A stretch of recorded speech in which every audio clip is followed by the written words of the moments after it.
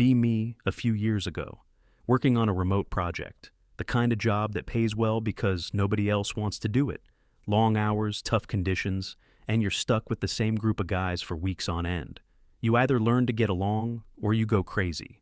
Our crew was solid. We'd been together for a while, knew each other's rhythm. No real drama, just work. The unspoken rule was simple. Do your job, don't make problems for anyone else, and pull your own weight. If you could do that, you were good. Nobody cared about your politics, your life back home, or anything else. Competence was the only currency that mattered out there. Our shift supervisor was Matthew, a guy who probably came out of the womb looking 50 years old and disappointed, fair but tough as nails. He had this way of looking at you that made you feel like you'd already messed up, even if you hadn't. But he was the best at what he did, and he respected anyone who worked hard. One morning, felt a bit colder than usual, Matthew calls us all for the pre-shift briefing. Standard stuff, safety checks, daily targets. Then he gets this weird look on his face. Tells us corporate has a new workplace enrichment initiative. A few of the guys groan. Matthew holds up a hand. He says we're getting a new team member, starting today. Says he wants to make one thing clear. He doesn't care who they are or where they come from. As long as they can do the work and follow instructions, they're one of us. If they can't, they're a liability. And he doesn't tolerate liabilities. His eyes scan across the whole crew, making sure the message lands. It did. We all just nodded and waited. A few minutes later, the transport chopper comes in for its supply drop. The doors slide open and she steps out. Emma. The first thing you noticed was the gear. It was brand new, pristine. The kind of stuff you see in a catalog, not on an actual work site. It looked like it was afraid of dirt. We all stood there in our worn, stained, and patched up equipment and just watched. She had this determined look on her face, like she was marching into enemy territory to plant a flag. Matthew walked over and greeted her, then brought her over to the crew. He introduced her as the newest member of the team. She gave us all a tight, professional smile. Then she said she was excited to be here, said she hoped to bring a fresh perspective and help us identify and dismantle some of the more toxic elements inherent in male-dominated work environments. Dead silence. One guy, a younger fella, coughed to break the tension. It was the loudest cough I'd ever heard. You could see the confusion on everyone's faces. We weren't a think tank. We were guys who moved heavy things and fixed broken machinery. What was there to dismantle? Matthew, to his credit, didn't even blink. He just nodded and said, "Right. Well, welcome aboard." He assigned her to work with Dave. Dave was the perfect choice. He was the most experienced guy on the crew, besides Matthew himself. Infinitely patient, a great teacher. If anyone could get her up to speed, it was him. Dave gave her a simple nod and told her to stick with him and do exactly as he said. Her smile tightened even more. You could already see she didn't like being told what to do. The first day was an interesting one. Dave started with the absolute basics. Safety protocols, tool sign-out, how to navigate the site without getting run over by something. Her first real task was simple manual labor, moving materials from a staging area to the active work zone. It wasn't glamorous, but it was essential. Everyone did it. Dave showed her the proper way to lift a heavy container, using a specific stance to protect your back. He was explaining the physics of it, why you use your legs and not your spine. She cut him off mid-sentence, told him she appreciated the thought, but she didn't need a man to explain her own body to her. She said she practiced yoga and was perfectly in tune with her physical capabilities. Dave just stopped talking and stepped back. He had this look on his face, a mix of surprise and resignation. He just gestured to the container, like, "Be my guest." So she grabs it, tries to hoist it up with all arms and back, exactly like he'd just told her not to. The container barely left the ground before she let out a little yelp and dropped it. It landed with a thud, dangerously close to her steel-toed boots. She stood there, rubbing her lower back, her face flushed. She looked over at Dave, probably expecting him to say something. He didn't. He just walked over, lifted the container with perfect form, and carried it over to where it needed to go. He didn't say, "I told you so." He didn't even look at her. That seemed to make her even angrier than if he had mocked her. For the rest of the morning, she struggled. Everything was a battle. She complained that the tools were too heavy, that they weren't designed for a woman's hands. She insisted that the reason she was slow was because the entire system was built by men, for men. Dave just kept his patience, showing her alternative techniques or lighter-duty tasks she could do to contribute. Every suggestion he made was met with suspicion. She'd ask if he was giving her the easy work because he thought she was weak. Dave, bless his heart, would just calmly explain that he was giving her the work that needed to be done, in a way that she could actually do it. At lunch, things got even more awkward. The mess hall is usually loud, full of guys joking around, telling stories, complaining about the food. It's how we unwind. Emma sat down at a table with a few of the guys. She tried to start a conversation, asked them if they ever talked about their feelings, if they felt pressured by societal expectations of masculinity. The guys just stared at her, forks halfway to their mouths. They didn't know how to answer. These are men who show their feelings by showing up for their shift on time, even when they're exhausted to provide for their families. They show their friendship by helping a buddy out with a tough task without being asked. They don't use words for it. One guy just mumbled something about his favorite sports team and quickly changed the subject. The table fell into an uncomfortable silence. After a few minutes, the guys made their excuses and left, leaving her sitting there alone. I was sitting a few tables away, just watching. You could see the narrative forming in her head. She wasn't just an awkward fit. In her mind, she was being actively excluded. She was being silenced by the patriarchy, one greasy spoon at a time. The afternoon wasn't much better. She was assigned to a spotter role, basically watching a piece of heavy machinery and communicating with the operator over a radio to ensure safety clearances. It's a crucial job, but it's not physically demanding. It requires focus and clear communication. The operator started moving a large component into place. He asked for a distance check over the radio. Instead of giving him the numbers, she started her transmission with, "First of all, I'd appreciate it if you used a more inclusive tone of voice." There was a long pause on the radio. Then the operator, a guy named Mike, who rarely spoke more than 3 words at a time, just said, "What?" She went on to explain that his direct, commanding tone was a product of command and control toxic masculinity, and that a more collaborative approach would be better. All while he's holding a multi-ton piece of steel suspended in midair. You could hear the stress in his voice when he replied. He told her to just give him the numbers. She finally did, but her heart clearly wasn't in it. For the next hour, every communication was a struggle. She'd try to rephrase his direct questions or offer unsolicited feedback on his communication style. It slowed the entire operation down to a crawl.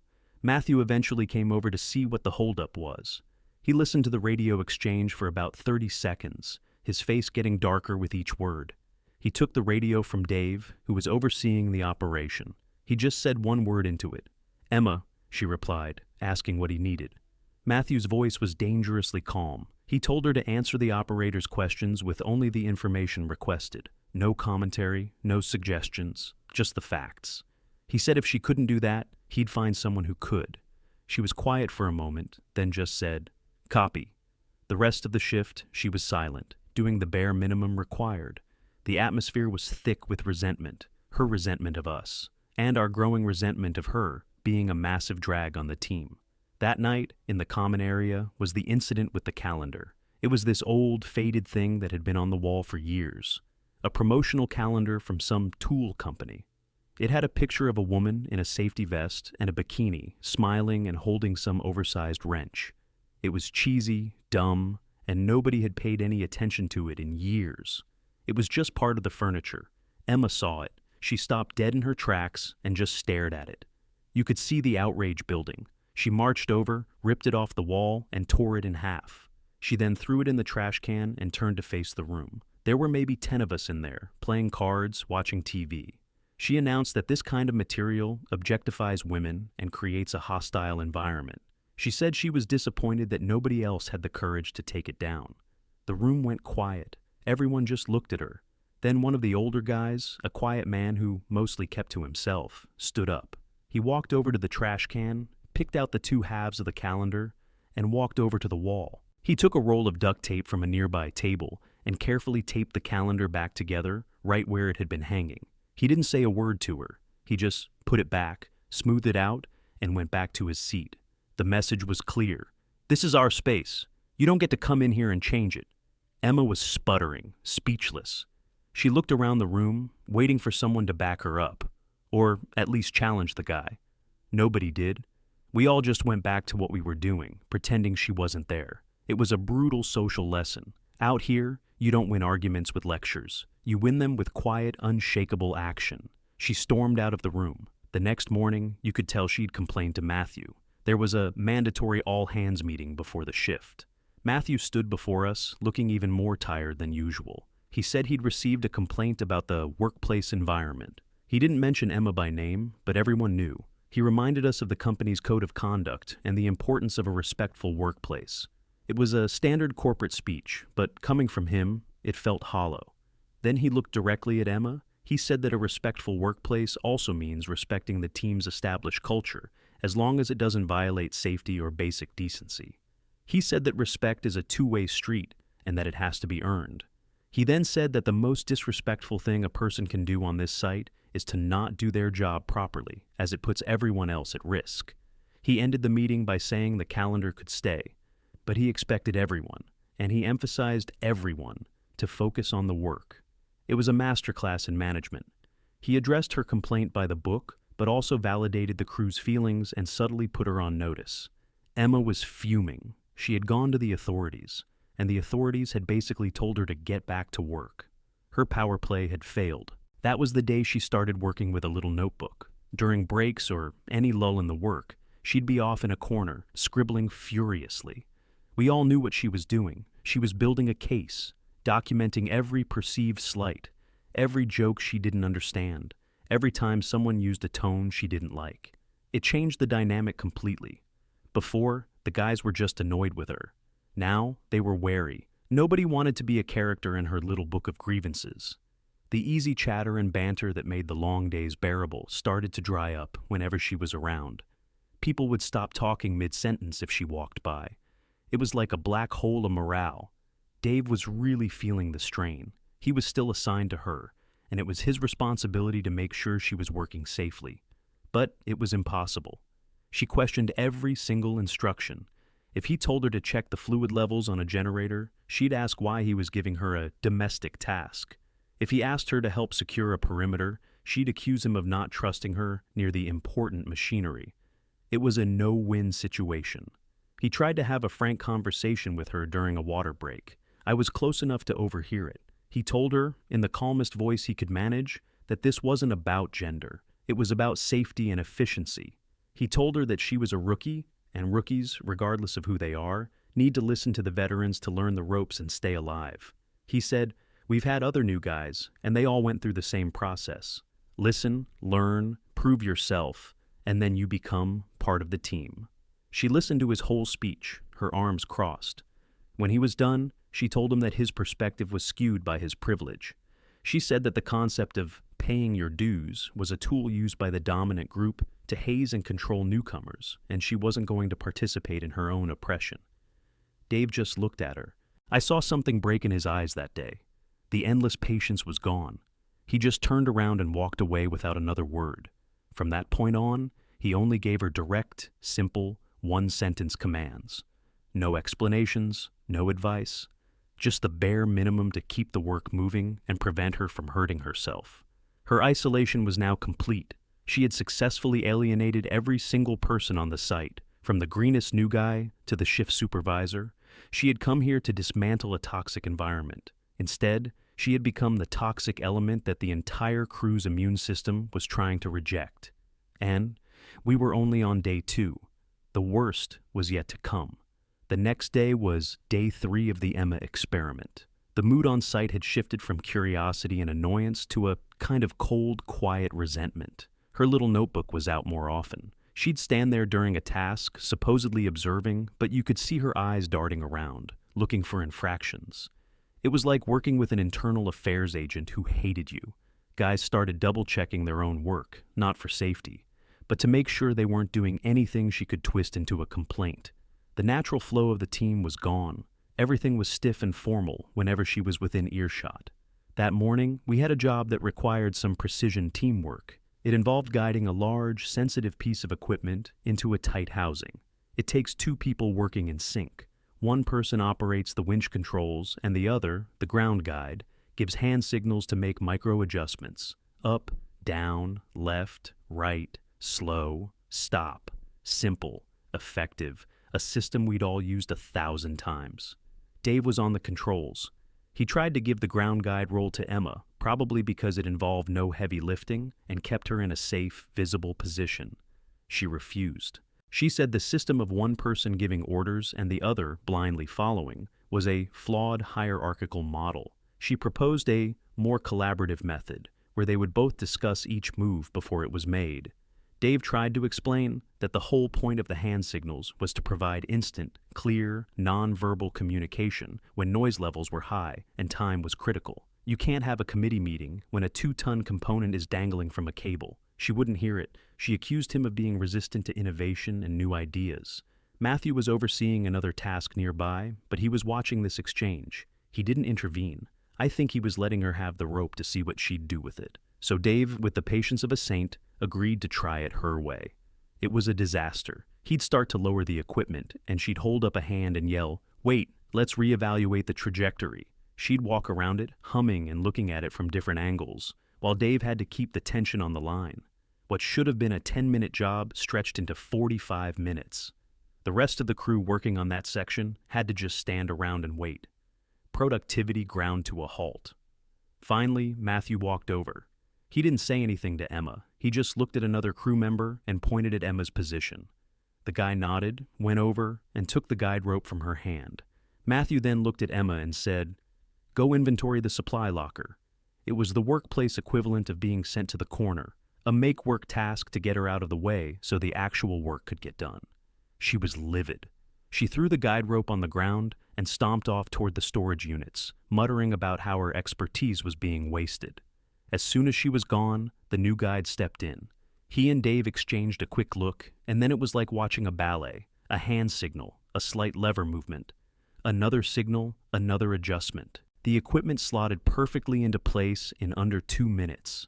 The rest of the guys let out a collective sigh of relief and got back to work. It was a perfect demonstration of the problem. She wasn't just annoying, she was inefficient.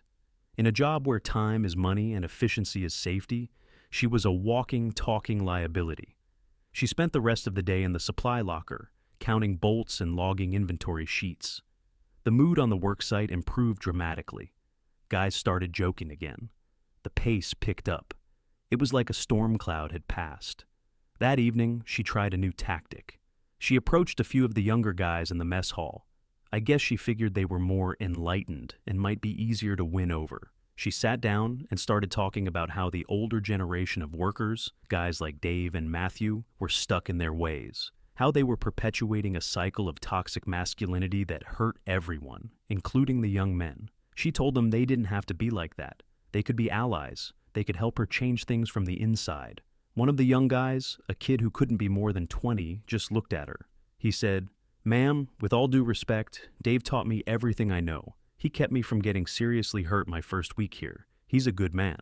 Then he and his friends got up and moved to another table. That was the last time she tried to recruit anyone. She had failed to divide the group. If anything, her presence was making the crew even more unified. We were all united in our shared experience of dealing with her. Day 4 started with a sense of inevitability. Something had to give. You can't have one person working against the entire team and expect things to function. Matthew knew it. We all knew it. That day's main project was a pressure test on a newly installed section of the system. It's a high-stakes procedure. You slowly increase the pressure, checking for leaks or weaknesses at every stage. It requires careful monitoring and communication. Matthew put Dave in charge of the test itself, handling the main controls. He assigned another experienced tech to check the seals and joints down the line. He assigned Emma to the simplest, but arguably one of the most important jobs. He put her at a secondary monitoring station about 50 yards away from the main pump. Her only job was to watch a single, large analog pressure gauge.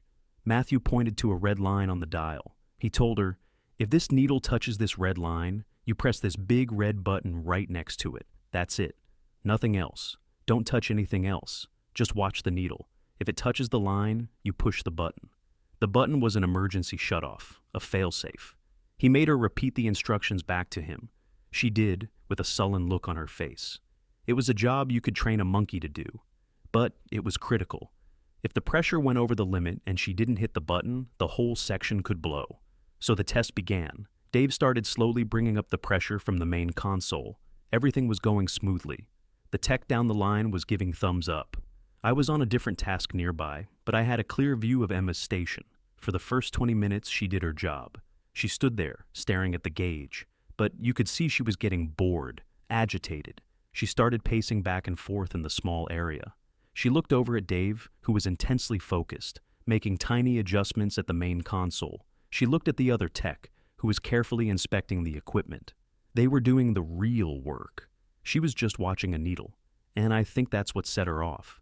In her mind, she was being sidelined again, given a pointless task to keep her out of the way. She couldn't understand that the simple, boring task was the most vital one. I saw her lean in and look at the panel in front of her.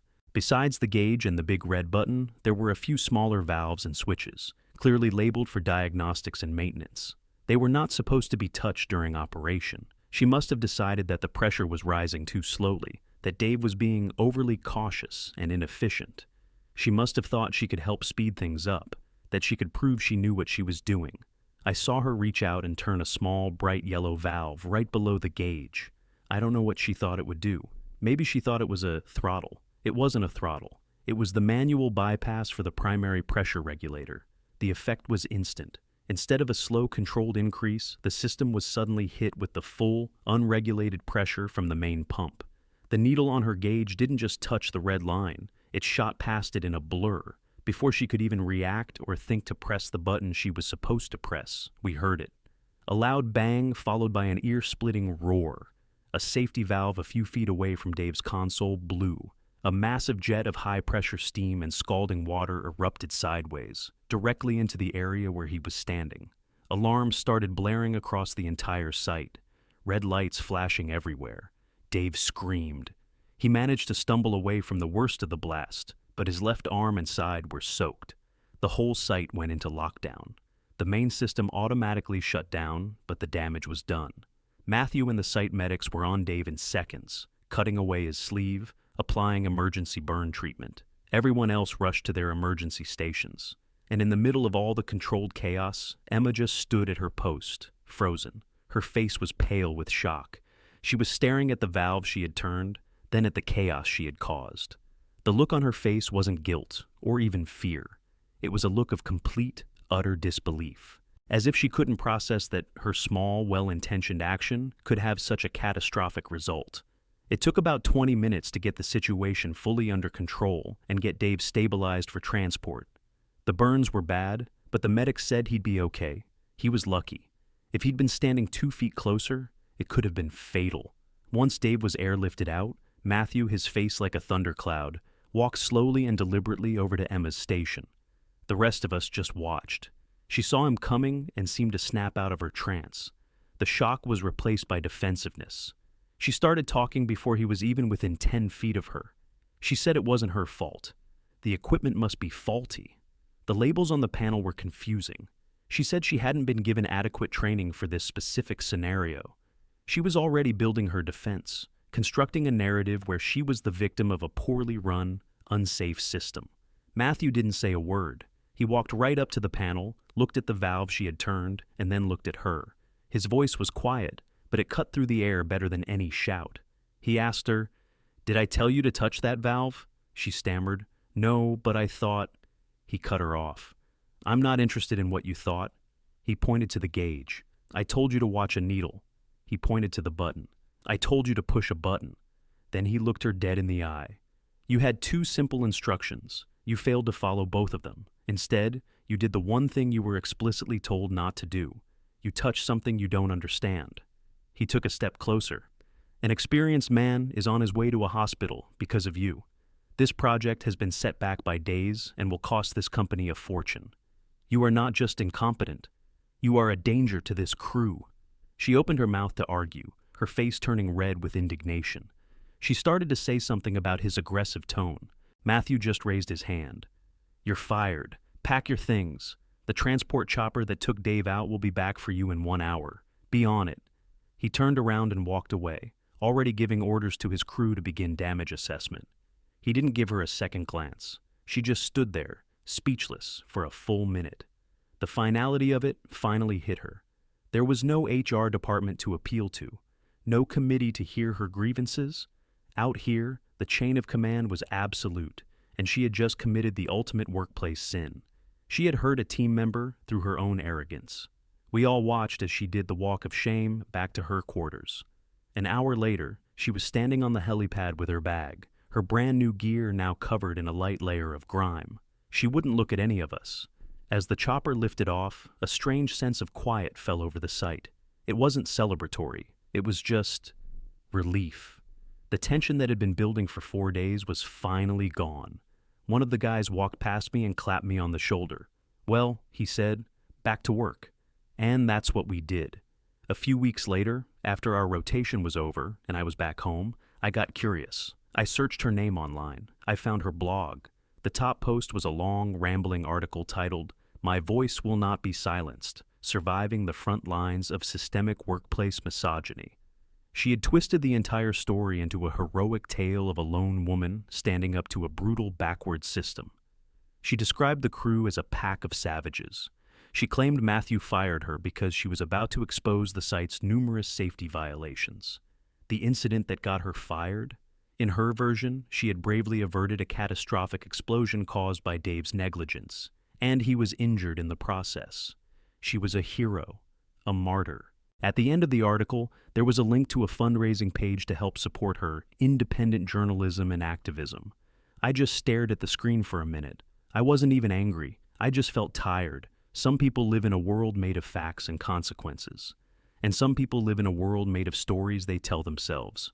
And nothing, not even reality itself, can ever bridge that gap. I closed the laptop. Out on the project site, the work went on.